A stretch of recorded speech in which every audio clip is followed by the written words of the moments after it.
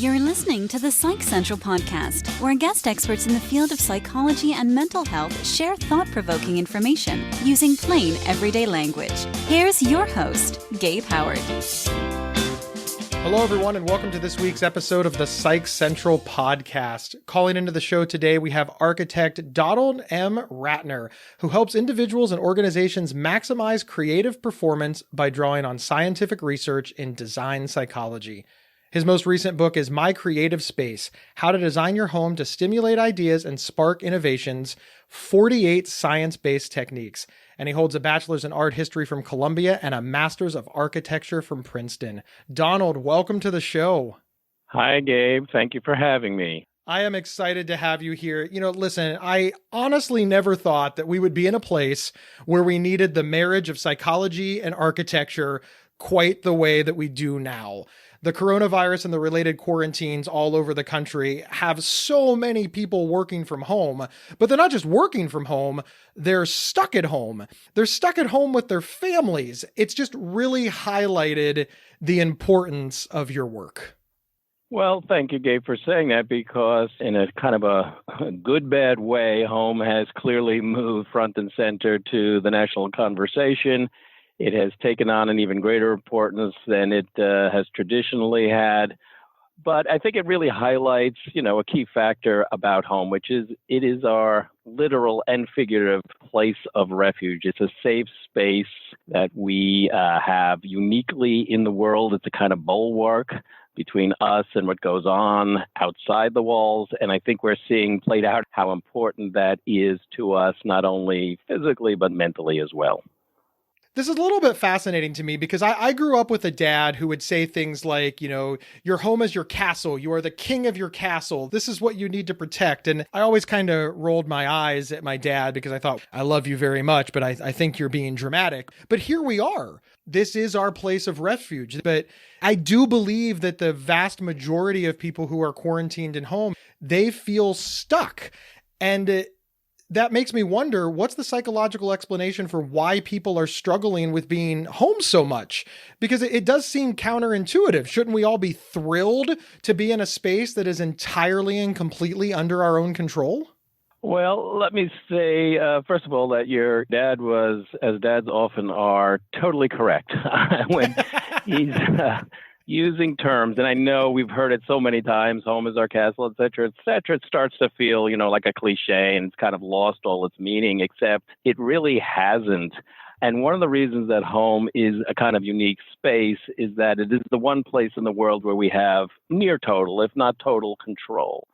And that sense of having control is hugely beneficial to our mental well-being. When we feel we're in control of something, we tend to be much happier, we tend to be much healthier, we tend to be more creative because we feel like we have autonomy, we have freedom, we have the ability to do things that we might not otherwise be able to do, such as when we leave home and go to the office and there's someone telling us what to do and when to do it and so on and so forth. So this element of control really is critical.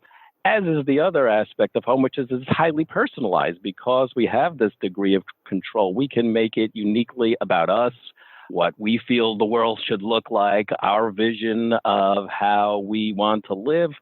And that sense of personalization can, again, make all the difference in terms of your health, your happiness, your creativity. And that's why when you go to an office outside the home, you see people with family photos, little tchotchkes on the desk, a souvenir or two. They're personalizing their space in a way that benefits them psychologically. But obviously, too much of a good thing is not a good thing. We do need to leave home. We do need to socialize with other people. That's part of maintaining healthy, creative mindset. And when we are sequestered and in a sense our control is taken away from us because we're not really supposed to leave home, that's where things start to decline.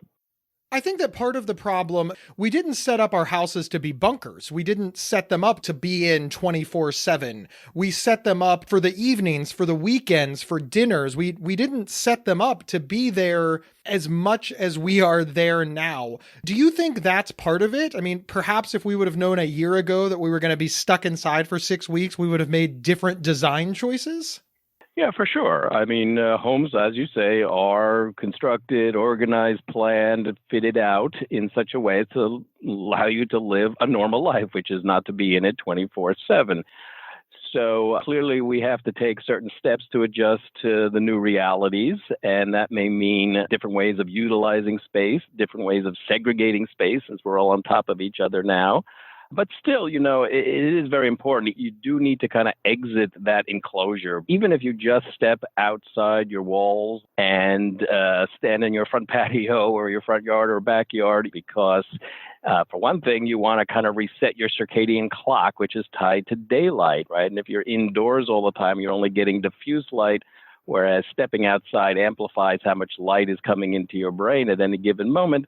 All sorts of things are really demanding that we literally step outside, however limited that can be. But there's lots of things people can do to kind of cope with the new realities, one of which, may come into play if you are, say, a creative professional or work in a certain industry where you need to do creative problem solving. With everybody home all at once during the day, the space becomes a premium. So maybe you don't have a dedicated home office set up. But what is important is you dedicate or you identify somewhere in the home that you're going to do your work in. You're going to do your creative work in especially. And even if it's a simple technique like modifying that space with some object, if you work at the dining table, maybe you have a special placemat which you pull out only when you're in work mode and you put your laptop down on that. And when you're done, that mat goes away. So you start to create these kind of mental associations with space, with the objects in space and a certain activity, a certain mindset. And when it goes away, you kind of revert back to normal home life. So there are things people can do to deal with this. I sort of want to put a little disclaimer up that says that all of your research was done before the whole world shut down. So what is the number one thing that people can do now? How can people improve their environment given the new constraints that come during the pandemic?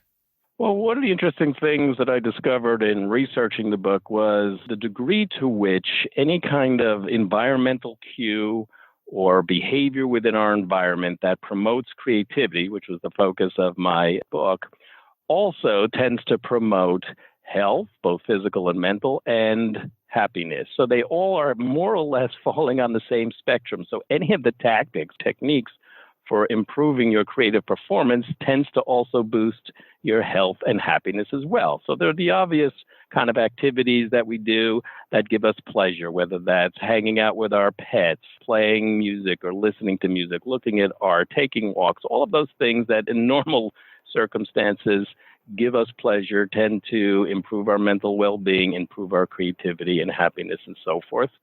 But there are some things that they're kind of hidden from us or are counterintuitive. For example, if you're doing work, creative work or work of any sort of problem-solving type, think about rather than sitting in a chair, which we typically do in an office, work while you're reclining, while you're lying down. So maybe you have a chaise or a daybed or a sofa that you can, prop yourself on, kick your feet out and kind of relax. Because what turns out that when we relax, there's actually a part of our brain called the locus coeruleus, which secretes a substance called norepinephrine. Sometimes it'll be referred to as noradrenaline. So when we're about to spring into action, when we kind of go into an active mode, this locus coeruleus starts pumping out these substances, and they make us more focused, more alert, more energetic, right? Because we're about to spring into action. Whereas if we're reclining, the locus coeruleus kind of deactivates and stops secreting this substance, which relaxes us. Now, creativity and relaxation go hand in hand. When we feel more relaxed, when we feel comfortable, we're more willing to take creative risks, right? To do things that maybe are less conventional and kind of hold ourselves out for possible criticism, possible censure.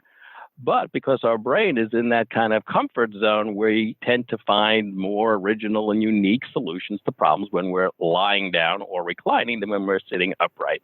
So some of these techniques, you wouldn't think of intuitively, but through research have been validated to really help us.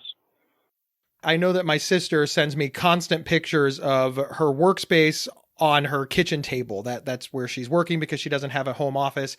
And then she tilts her camera a little bit to the left and there's a screaming 5-year-old. Are there ways to design a workspace that I hate to say keeps your children away from you, but many people are having trouble working with their young children around because they're not able to explain to them, look, mommy's home, but mommy's not available. Are there ways to design spaces that take this into account, or is that just too hopeful for the situation? Well, the most obvious way to deal with that is to close doors. I mean, that going to separate space is going to signal to people that somebody's on the other side of the door and wants some degree of privacy.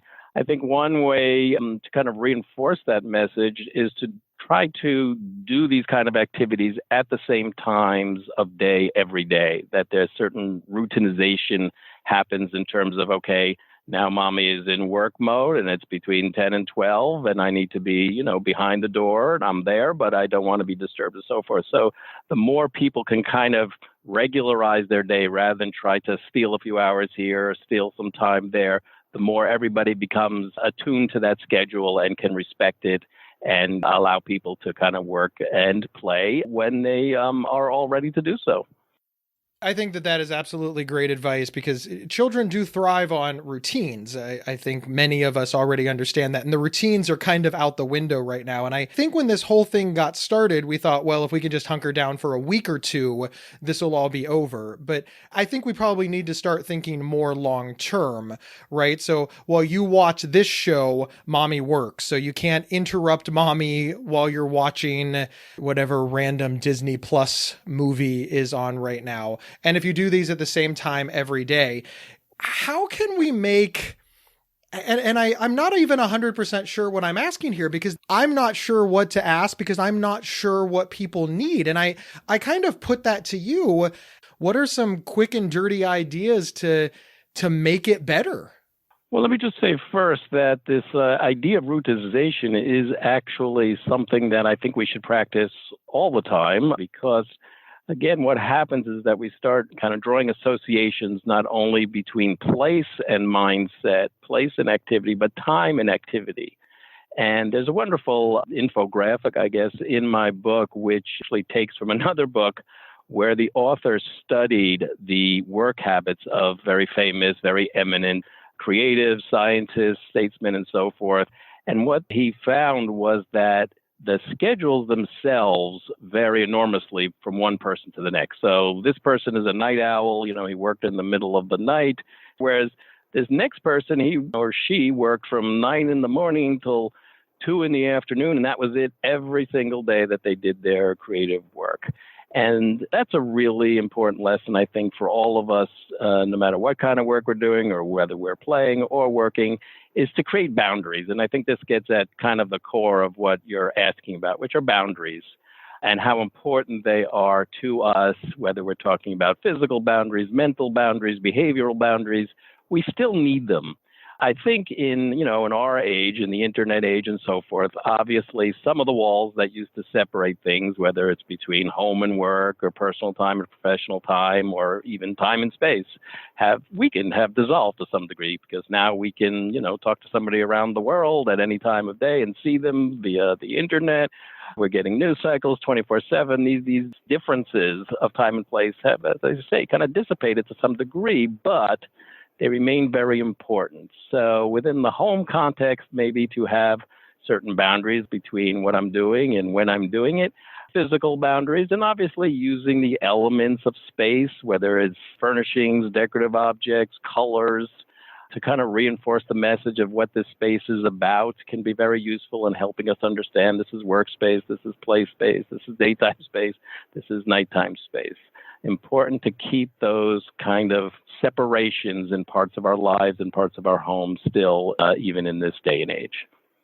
We'll be right back after these messages. Hey folks, Gabe here. I host another podcast for Psych Central. It's called Not Crazy. He hosts Not Crazy with me, Jackie Zimmerman, and it's all about navigating our lives with mental illness and mental health concerns. Listen now at psychcentral.com/notcrazy. Or on your favorite podcast player.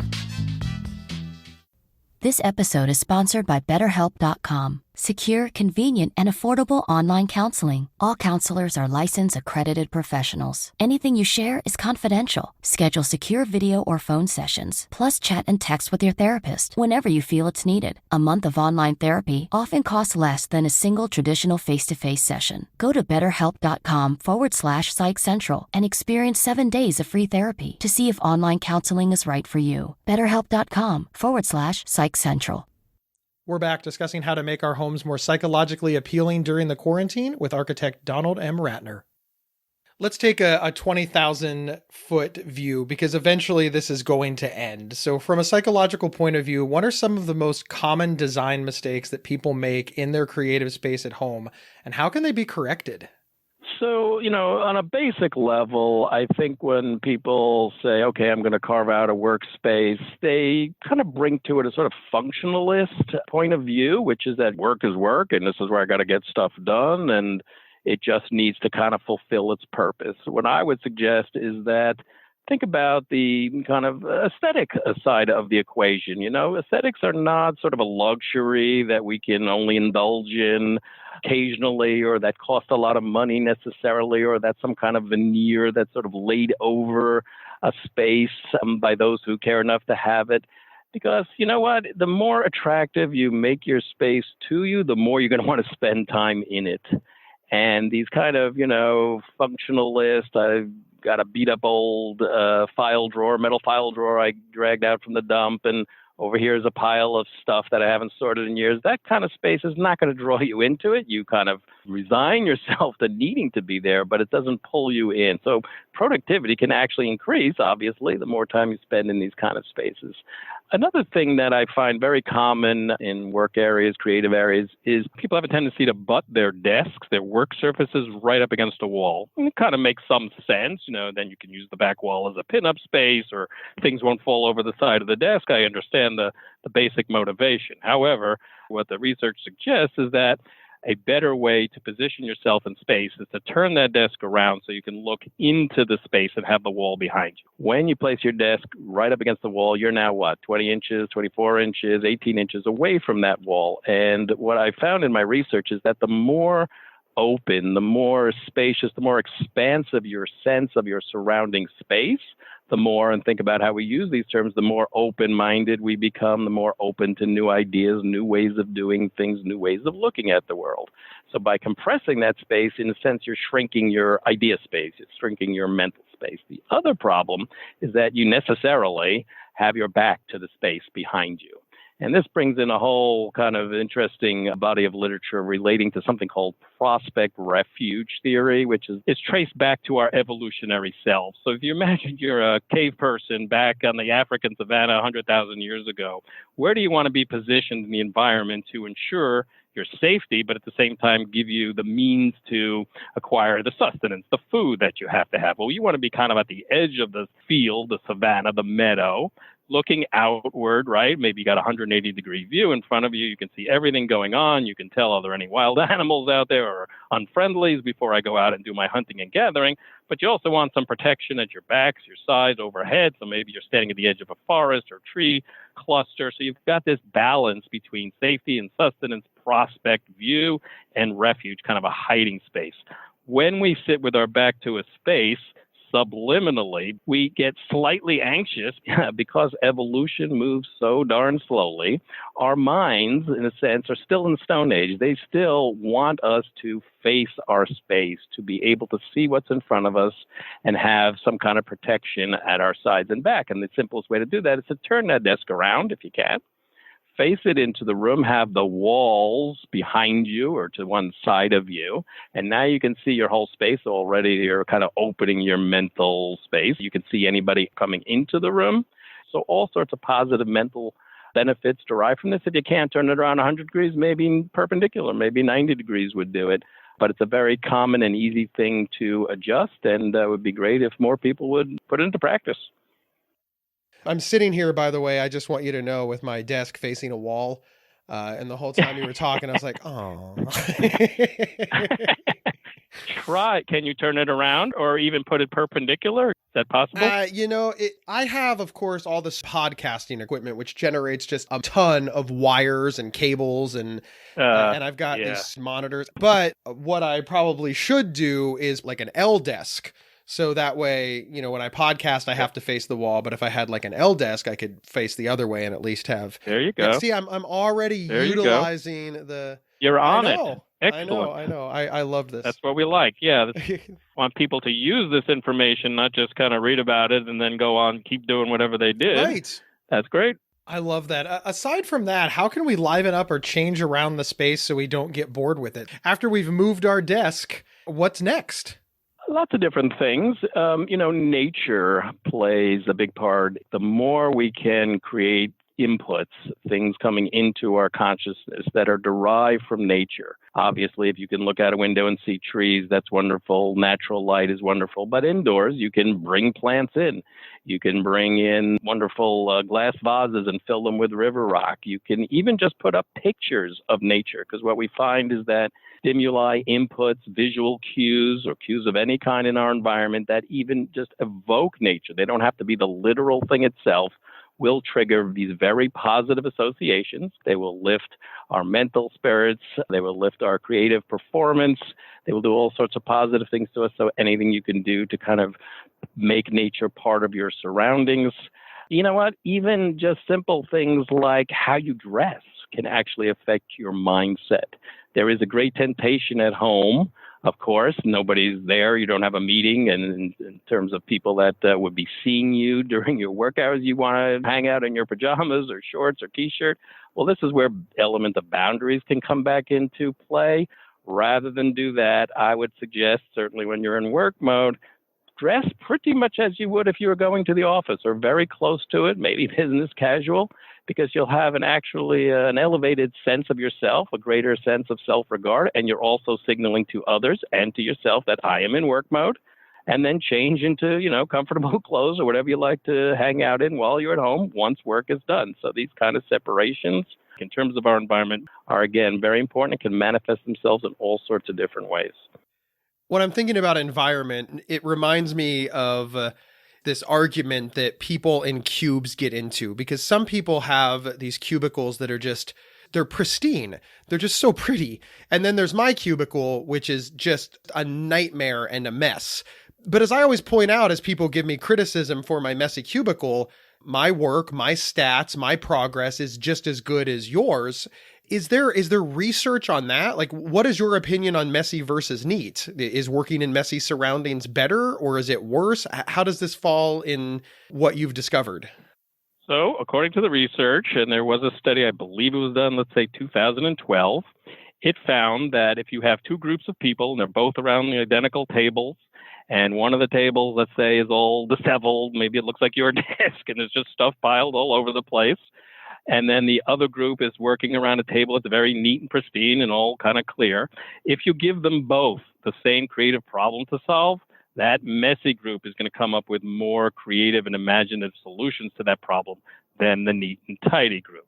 So why is that? Well, again, with all of these things, and this is just the nature of psychology, we have to speculate, we have to theorize on what's going on here. Here's a couple of possibilities. One, creativity is by its nature a messy process, right? It's not a simple step A, and then we do step B, then we do step C. When you're trying to come up with fresh thinking and fresh ways of doing things, you're probably zigzagging all over the place, right? 3 steps forward, 2 steps back, then you go off on a tangent. So it's not a neat, linear process. So in that sense, our environment is a kind of imitation, a kind of reflection of what's going on in our mental processing. The other possibility is that neatness tends to be associated with social norms, right? If you invite somebody over to your apartment or your home, what are you going to do? Before the guests show up, you're going to neat and tidy everything because, you don't want people walking in and looking at the hellhole we call home. So it's kind of a social norm, whereas, again, creativity is going off on a non-conventional, uncharted territory, rubs kind of against the idea of convention. Now, all of that being said, there's the flip side of the coin with this one, which is that, first of all, there are great historical examples of neatniks who were just perfectly creative, thank you very much, from Jane Austen to Eleanor Roosevelt, Yves Saint Laurent. We do know that, look, when messy environments get out of control, where even the individual that created that messy environment is no longer feeling like they've got it in their wherewithal to control their environment, they start to develop mental health problems, physical health problems, deep anxiety, stresses, all of these things which run counter to creative thinking and are obviously problematic in themselves. So this is one of these where it depends on how your just brain happens to be wired. Neither is right or wrong. Whatever works for you is the right way to go. Donald, I really appreciate this. I have a couple of more questions for you. Are there any silver linings to our being quarantined in our homes in terms of the research that you've done and what you write about? Is it good to be home so much? Yes, I think to some degree. Statistically, what we've found is that home is the place where we have more creative ideas than anywhere else, and that includes the office.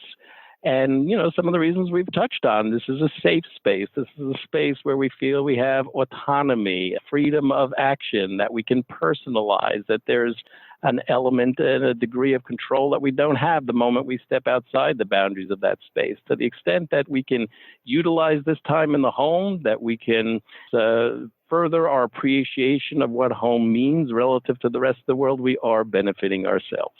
And Donald, finally, my last question is, someday this is all going to be over and many creative professionals are going to return to an outside workplace. Is there anything that you write about and found in your research that people can take with them, or is everything tied directly to their house?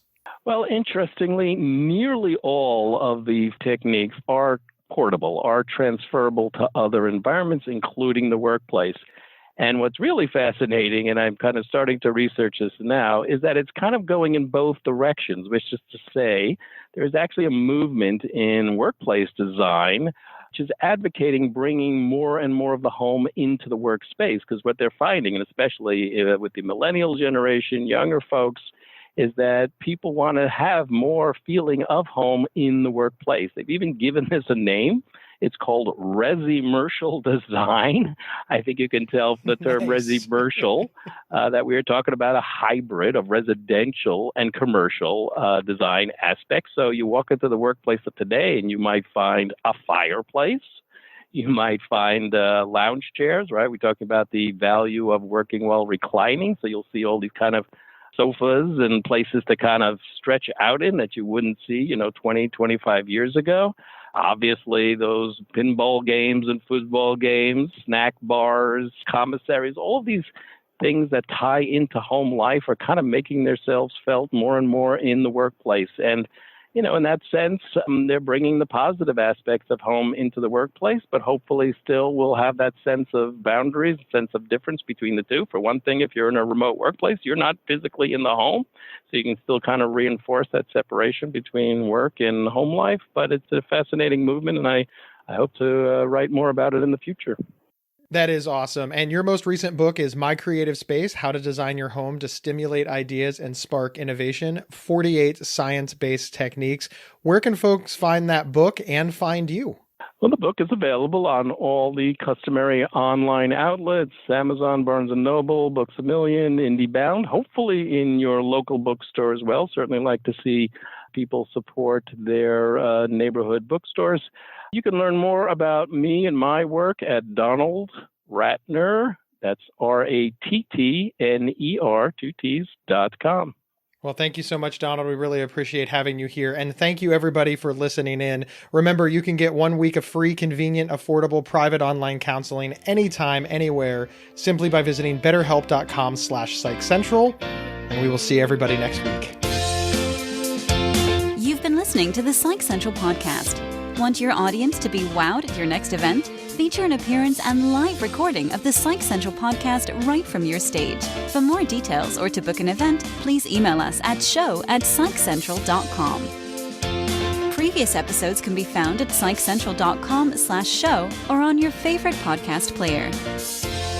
Psych Central is the internet's oldest and largest independent mental health website, run by mental health professionals. Overseen by Dr. John Grohol, Psych Central offers trusted resources and quizzes to help answer your questions about mental health, personality, psychotherapy, and more.